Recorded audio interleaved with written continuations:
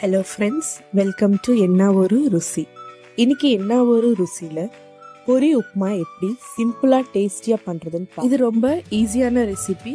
நான் சொல்கிற method try பண்ணி பாருங்கள். உங்கள் ஃபேமிலியில் எல்லாரும் ரொம்ப விரும்பி சாப்பிடுவாங்க. பொரி உப்புமா பண்ணுறதுக்கு நான் இங்கே 200 கிராம் பொரி எடுத்திருக்கேன். இப்போ ஒரு பவுலில் தண்ணி எடுத்துக்கோங்க. இதில் நம்ம பொரி ஆட் பண்ணிக்கோங்க. இந்த பொரி நம்ம இந்த தண்ணியில் 2 to 3 minutes நல்லா ஊற வைக்கணும். நம்ம பொரி தண்ணியில் ஆட் பண்ண உடனே தண்ணியில் ஊறிடும். ஸோ 2 minutes நம்ம இந்த மாதிரி நல்லா ஊற வச்சுட்டு அதுக்கப்புறம் தண்ணி எதுவும் இல்லாமல் பிழிஞ்சு எடுக்கணும். இந்த மாதிரி நல்லா டைட்டாக ப்ரெஸ் பண்ணிவிட்டு பிழிஞ்சிக்கோங்க. அப்போ தான் பொரி டேஸ்ட் நல்லாயிருக்கும். தண்ணி இருந்துச்சுன்னா அவ்வளோ டேஸ்ட் நல்லா இருக்காது. எல்லாமே இதே மாதிரி பிழிஞ்சிக்கோங்க. எல்லாத்தையும் தனியாக ஒரு பிளேட்டில் எடுத்து வச்சிடலாம். நம்ம எந்த அளவுக்கு பொரி எடுத்தோமோ நம்ம தண்ணியில் ஊற வச்சதும் அதுலேருந்து ½ அளவு தான் நம்மளுக்கு பொரி வரும். நான் இந்த பவுல் ஃபுல்லாக பொரி எடுத்தேன். ஆனால் இப்போது தண்ணியில் ஊறினதும் இதில் ½ அளவுக்கு தான் வந்திருக்கு. இந்த மாதிரி ட்ரையாக இருக்கணும். ஸோ இப்போ நம்ம தண்ணியாக எடுத்து வச்சிடலாம். அடுத்து நம்ம 3 பச்சை மிளகாயை நல்லா அரைச்சிக்கலாம். நான் இங்கே சின்ன அம்மிக்கல் எடுத்துகிட்டு இதில் நான் அரைச்சி எடுத்துக்கிறேன். சப்போஸ் நீங்கள் அம்மிக்கல் இல்லைன்னா சின்ன சின்னதாக கட் பண்ணி கூட எடுத்துக்கலாம். இப்போ நம்ம பொரி உப்புமாக்கு காரப்பொடி ரெடி பண்ணிக்கலாம்.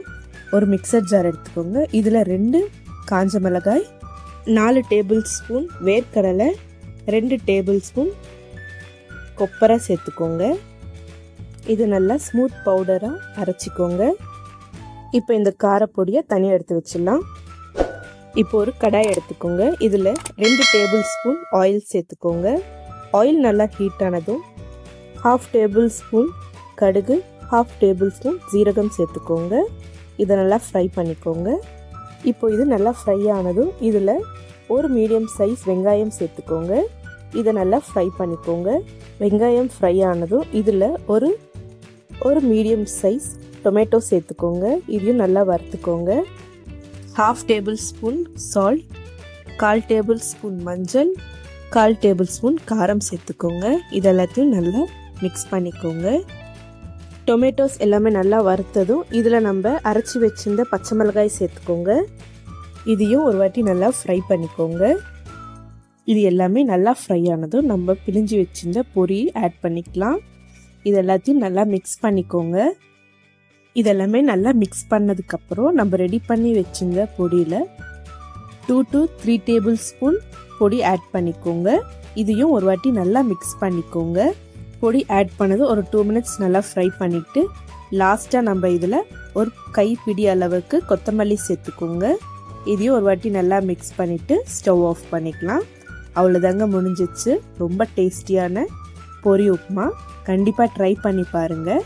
உங்களுக்கு இந்த வீடியோ பிடிச்சிருக்குன்னு நினைக்கிறேன். பிடிச்சிருந்தா நம்ம சேனலை மறக்காமல் சப்ஸ்கிரைப் பண்ணிக்கோங்க. தேங்க்யூ ஃபார் வாட்சிங்.